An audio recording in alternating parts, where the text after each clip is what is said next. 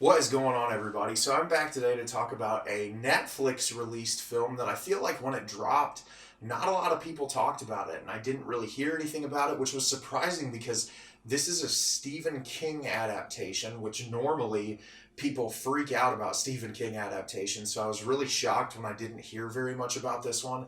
But the movie I'm going to be talking about today is Mr. Harrigan's Phone. Mr. Harrigan's Phone is directed by John Lee Hancock. Craig, a young boy living in a small town, befriends an older reclusive billionaire, Mr. Harrigan. The two form a bond over books and an iPhone. But when the man passes away, the boy discovers that not everything dead is gone. So people seem to really hate this movie, and I'm not sure where the hate is coming from because I actually enjoyed this. It's not perfect. It's not an incredible movie by any means, but it is a really small scale character study that I found really enjoyable. It was just like reading a short story. I understand a lot of people's qualms is that it was a little bloated, which I understand. It's like an hour and 45-minute runtime. There's probably a lot kind of shoehorned in to get it to fit into that little bubble, but I thought that it was really entertaining. So the base level premise is you have this young kid played by Jaeden Martell, Craig, who lives at home with his dad, and his mom has passed away, and it's just him and his dad, and he gets offered a job to work for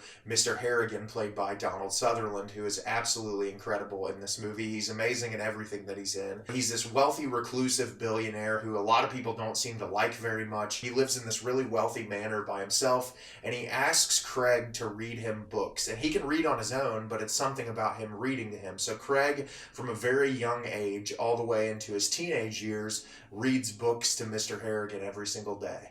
And it gets to a point where he's older that Mr. Harrigan is like, why do you do this? And gives him a really great answer as to why he continues to do that. For every holiday, Mr. Harrigan gives Craig a card that has a scratch-off lottery ticket in it. And one day when Craig gets a little bit older, he does the scratch-off lottery ticket and he wins $3,000. And so as part of the money, takes place right when the first iPhone comes out. He goes and buys Mr. Harrigan an iPhone, and he starts to teach him how to use it. The two of them contact each other that way. It's just like a back and forth of like Craig coming to read for him, but also teaching him how to use the iPhone because he's into doing stocks and all that. And then he ends up dying, and when he ends up dying, he's buried with the phone. One night Craig's at home and he ends up getting a text message from the phone even though it's buried with Mr. Harrigan.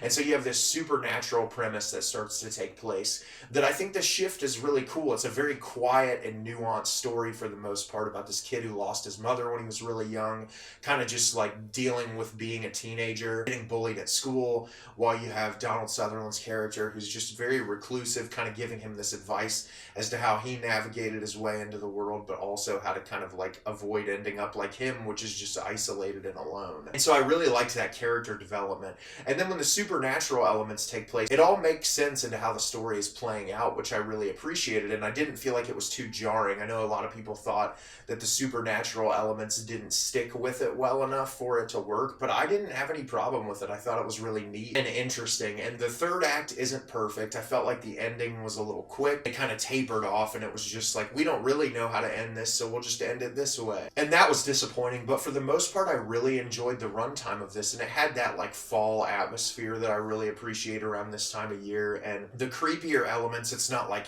jump scare scary or anything. It's just more like creepy and unsettling, which I can really appreciate. And I had a lot of fun watching this movie. I feel like it's not a perfect film, but I feel like people that are hating all over this, like they just don't watch enough really bad movies, because there wasn't anything super wrong with this. I found it really entertaining and engaging, and I really enjoyed myself through most of it. And I'm surprised that more people didn't at least like it. Like, I don't expect you to love it, but I'm surprised more people didn't just enjoy the runtime of this one. So if you have a Netflix subscription, check out Mr. Harrigan's Phone and make your own opinion on it. So have you seen Mr. Harrigan's Phone? Did you love it? Did you hate it? Leave me a comment down below and let me know what you thought. I thought it was a lot of fun. It wasn't anything super original, but I thought that it was entertaining and did exactly what it set out to do. As always, if you can like the video and subscribe to the channel, it helps me out a lot and lets me know the type of content you're looking for. I'm always putting out new material and look forward to getting more out for you in the near future. And as always, everyone, thank you so much for watching and have a great rest of your day.